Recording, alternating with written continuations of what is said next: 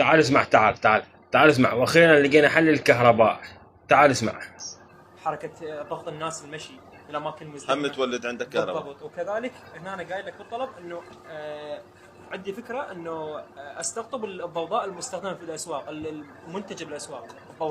ضوضاء شنو؟ الضوضاء همين مصادر تعتبر طاقه صوتيه، واحنا نعمل على تحولها الى طاقه كهربائيه؟ نعم. احنا عندنا مبدا. وانت عندك براءه اختراع؟ لا، هاي عندي. نعم، هاي عندك براءه بس اختراع. هاي الثانيه بعد ما نشتغل فيها.